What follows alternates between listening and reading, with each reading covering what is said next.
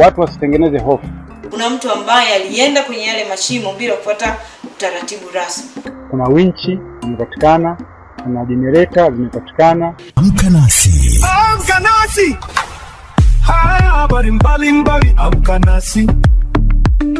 Karibu kwenye kipindi cha Amka Nasi ambacho kinakuijia kila siku ya Jumatatu hadi Ijumaa. Mtayarishaji na mtangazaji wako ni mimi Aziza Bakari Mkumba. Kwenye mitambo yupo Yakini Mwakatobe. Karibu uamke nasi. Amka, amka, amka. Amka nasi. Amka, amka, amka. Amka nasi. Jeshi la Zimamoto na Uokoaji kwa kushirikiana na Jeshi la Polisi mkoani Geita limefunga rasmi zoezi la utafutaji katika mgodi wa dhahabu wa Msasa uliopo wilayani Bukombe kufuatia eneo hilo kutitia Machi 29 mwaka huu. Tupate simulizi zaidi. Machi 29 mwaka huu, sehemu ya mgodi huo unaokaliwa na wachimbaji wadogo wa madini ya dhahabu ilititia na kuzua taharuki kwenye mitandao ya kijamii kufuatia baadhi ya watu kutoa taarifa za uzushi kwamba kulikuwa na watu ndani ya mashimo hayo, taarifa ambazo zilikuwa si za kweli. Kamanda wa polisi mkoa wa Geita, Safia Jongo, ametangaza rasmi kufungwa kwa zoezi la utafutaji na kwamba hakuna madhara yoyote ya kibinadamu. Kwenye uchimbaji kuna kitu kinaitwa manyani. Hawaendi kwa utaratibu rasmi kwenye uchimbaji. Kwa hiyo huwa inawezekana kuna mtu ambaye alienda kwenye yale mashimo bila kufuata utaratibu rasmi. Kwa hiyo tukaanzisha zoezi la ufukuaji, tujiridhishe kama iwapo kwa bahati mbaya au kwa makusudi kuna mtu aliingia ambaye hakufuata utaratibu, labda akafukiwa kwenye yale mashimo ambayo yametitia.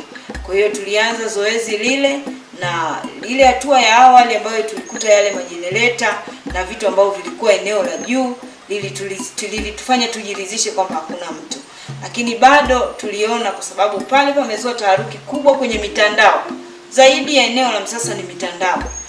Kwenye mitandao tukaona tujiridhishe, tuchimbe mpaka tufike hatua ya mwisho ambayo yale mashimo yalifika, ili tuwe na uhakika wa 100% kwamba hakuna mtu aliyefukiwa. Kwa hiyo zoezi hilo limekamilika na kwamba hakuna mtu aliyefukiwa. Kwa upande wake, kaimu kamanda wa Jeshi la Zimamoto na Uokoaji mkoani Geita, Kenneth Mwakasitu, amesema taratibu za kufungua eneo hilo kwa ajili ya kuruhusu shughuli za uchimbaji kuendelea zinafanyika. Mimi nashukuru sana kamati ambayo imefanya kazi la uokoaji na utafutaji. Ukiangalia vitu vilivyopatikana ni vile ambavyo vinatusaidia kwenye uchimbaji. Kuna winchi zimepatikana, kuna generator zimepatikana, kuna zile engine ambazo tunasema ni pikipiki zimepatikana. Pia utaona kuna vitu vidogo vidogo kama vile bambam ile inatumika ku drill imepatikana. Utaona kuna lile begi ni msimamizi ambalo ndani yake kuna madaftari ya maelekezo yamepatikana. Na kwenye yale madaftari yameonyesha kabisa lile maduara yetu yalikuwa yamesimamishwa shughuli za uzalishaji zisiendelee, na kweli ni siku 3. Kwa hiyo ni pongezi sana mgodi kwamba katika swala la usalama liko vizuri na wanasimamia. Kwa hiyo nitoe rai kwa migodi mingine waweze kuwatumia ma-inspector, ma-supervisor na machifu kwenye usalama, kwa sababu Jeshi la Zimamoto, Jeshi la Polisi, ofisi ya madini haiwezi likakagua kila duara kila siku. Kwa kupitia hao ambao tumewaamini, tunaomba kufanya kazi kwa bidii na kwa uaminifu. Tumeshaongea na watu wa madini, ndani ya siku chache tu patafunguliwa. Kwa hiyo watoe hofu kwamba ile eneo ambalo liko nje ya fence shughuli za uzalishaji zinaendelea au shughuli za mgodi zinaendelea. Kwa upande wao, wakaguzi wa miamba katika mgodi huo walioshiriki zoezi hilo tangu awali wamesema. Kwa jina anaitwa Sonyake Seri. Tumefanya kazi ya uokoaji kwa kushirikiana na sekta zote, na kiukweli Mungu ametutangulia na tumeshiriki wote kwa pamoja mpaka kufikia tamati hiyo tuliyopo. Kwa hiyo hatujapata changamoto juu ya watu wote waliokuwepo hapa, manake tumeshirikiana kikamilifu. Kwa majina naitwa Mfaume Musa. Toka mwanzo wa tukio tarehe 29 tumeshiriki na vitengo vyote kwa pamoja, Jeshi la Zimamoto, ulinzi na usalama kwa niaba ya polisi, lakini pia uongozi wa madini mainjinia tumejumuika nao. Kitu ambacho tumekishuhudia ni kwamba zoezi hili lilipanuliwa sana kwa sura ambayo si sahihi. Uokoaji wetu tumeokoa mainjini na baadhi ya majenereta na vifaa vile vya kuchimbia aina ya bambambu.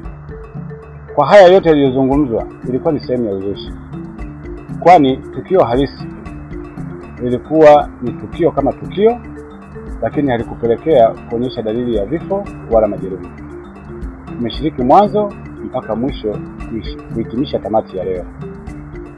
Huo ndio ukweli, na tumehakiki kwa pamoja, idara zote za ukaguzi na inspekta. Katika zoezi hili, baadhi ya mambo nimejifunza mawili.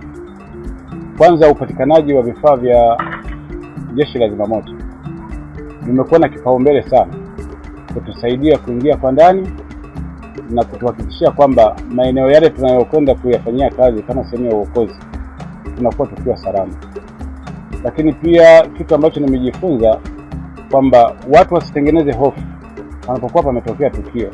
Watu wasimame, wajipange kulingana na mfumo wetu wa kichimbaji. Hasa niweke wito, kuna watu wanaitwa mafundi machimba, wameshiriki vema na wametuonyesha njia kwamba eneo hili tupite tukiwa salama wakati wote tunapokuwa na kujenga. Kutoka Geita, mimi ni Mrisho Sadik. Amkapo asubuhi, siku nyingine yapendeza.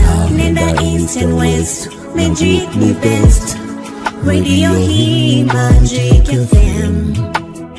Nasikiliza mchana, mahali pekee pa maisha yangu. Jioni usiku, siku sita siku, kusikiliza Magic FM. Magic FM 2026. Mtaa umeamka, tunasikika.